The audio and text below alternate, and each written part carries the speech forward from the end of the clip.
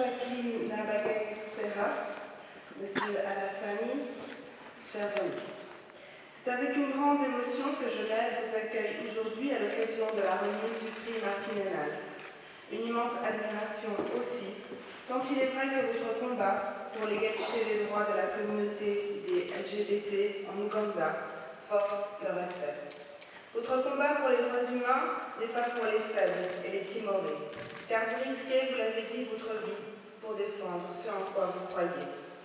On ne peut que rester confondu devant tant de courage.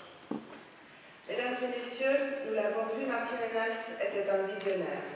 Secrétaire général d'Amnesty International et fondateur de plusieurs organisations non gouvernementales de défense des droits humains, il a consacré sa vie à cette tâche titanesque. Lutter contre l'arbitraire, l'oppression, les inégalités. Aujourd'hui, 20 ans après sa mort, son combat garde tout son sens. Malheureusement, devrions-nous dire.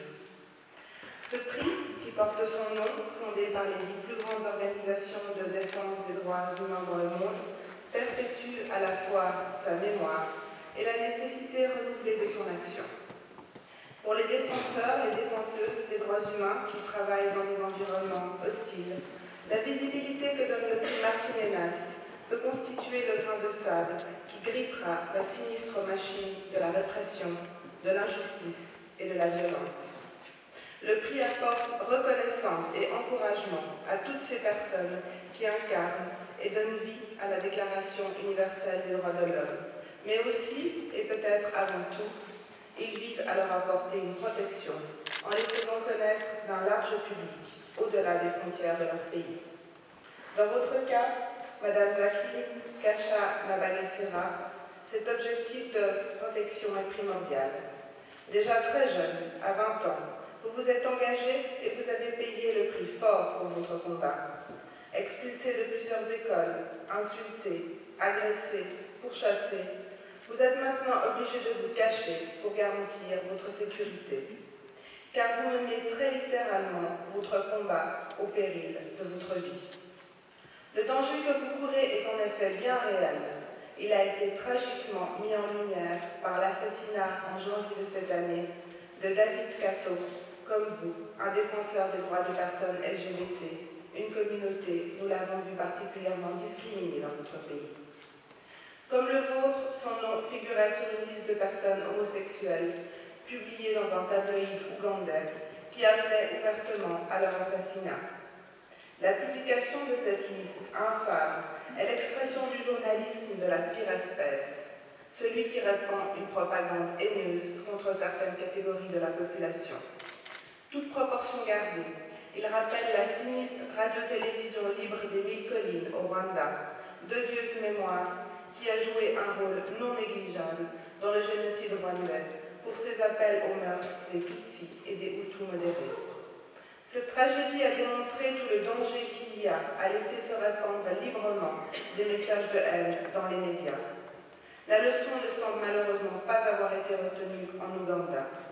Comment expliquer sinon un tel climat de haine à l'égard de la communauté LGBT, un climat qui puisse s'installer aussi impunément et que ces véritables appels au meurtre puissent rester impunis.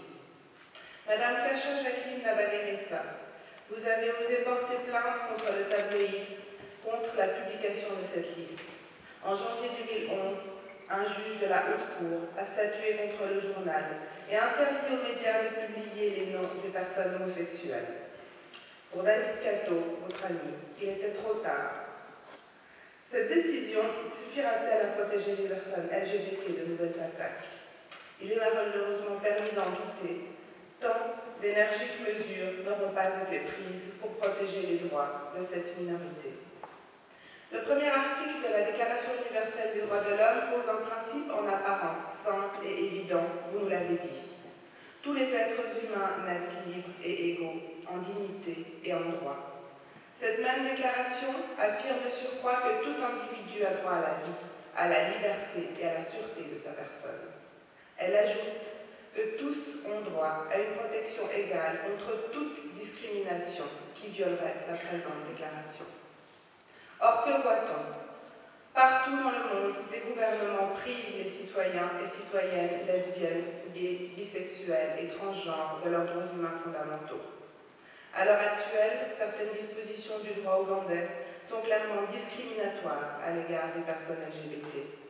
Un récent projet de loi, nous l'avons vu, pourrait aggraver cette situation. Ce projet de loi dément prévoit en effet la peine de mort ou l'emprisonnement à vie pour les homosexuels dans certains cas. Si une telle loi devait un jour être introduite, elle institutionnaliserait et accentuerait la discrimination à l'égard des personnes gays, lesbiennes, bisexuelles ou transgenres. Comment ne pas y voir une incitation à la violence? Madame Kasha Jacqueline Nabaguerissa, face à ces manifestations de haine, vous avez choisi avec énormément de courage de réagir pacifiquement. L'organisation que vous dirigez a récemment lancé avec d'autres activistes des droits humains la campagne Hate No More, qui appelle à la fin des discriminations dont les personnes LGBT sont les victimes.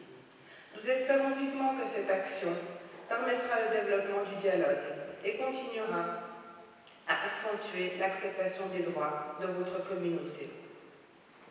Mesdames et messieurs, la représentante du haut-commissaire nous l'a dit, en 2007, un panel d'experts et d'expertes éminents des droits humains de diverses régions et origines publiait les principes de Yogyakarta, une série de principes sur l'application du droit international des droits humains en matière d'orientation sexuelle et d'identité de genre. Les principes de Yogyakarta rappellent l'obligation qui incombe aux États de garantir à toutes et tous une protection efficace contre toute discrimination fondée sur l'orientation sexuelle. Le chemin vers la fin des discriminations est hélas encore trop long. Un signe encourageant toutefois a été donné en juin dernier par le Conseil des droits de l'homme des Nations Unies. Celui-ci a adopté une résolution par laquelle il demande à sa haut-commissaire, Mme Pillay, de réaliser une étude rendant compte des pratiques discriminatoires et des actes de violence commis dans le monde contre des personnes en raison de leur orientation sexuelle et de la manière dont le droit international peut être appliqué pour mettre fin à ces violations. Aujourd'hui, il reste beaucoup à faire pour que ce droit soit respecté. Cette résolution est cependant significative et porteuse d'espoir pour les personnes qui, partout dans le monde, défendent les droits humains. Mesdames et messieurs, la ville de Genève partage ces préoccupations. Hôte des principales organisations de défense des droits humains et du Haut-Commissariat aux droits de l'homme des Nations Unies, notre ville entend jouer un rôle en vue dans ce domaine. Fidèle à sa tradition humanitaire, elle s'efforce d'apporter sa pierre à l'édifice de la défense des droits des personnes LGBT dans le monde, mais aussi à Genève, car chez nous aussi, il y a beaucoup de travail à faire. Ainsi, fin 2010, le conseil municipal de la ville de Genève a accepté une motion qui invite mon conseil, l'exécutif, à prendre l'initiative de lancer une coalition internationale de villes contre les discriminations basées sur l'orientation sexuelle et l'identité de genre, en prenant notamment contact avec des associations internationales compétentes en la matière et des villes déjà sensibilisées par cette problématique. Notre projet n'a pas encore avancé aussi vite que nous l'aurions souhaité. Nous le déplorons, mais nous ne désespérons pas d'obtenir dès le prochain budget, année 2012, les moyens nécessaires à la mise en œuvre de cette motion. Notre ville sera ainsi fidèle à sa vocation, favoriser autant que faire se peut l'émergence de solutions nouvelles aux problèmes globaux de la gouvernance mondiale.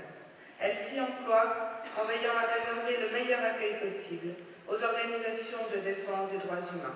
Elle favorise aussi, chaque fois que cela lui est possible, le dialogue indispensable à la promotion des principes humanitaires qui lui sont chers.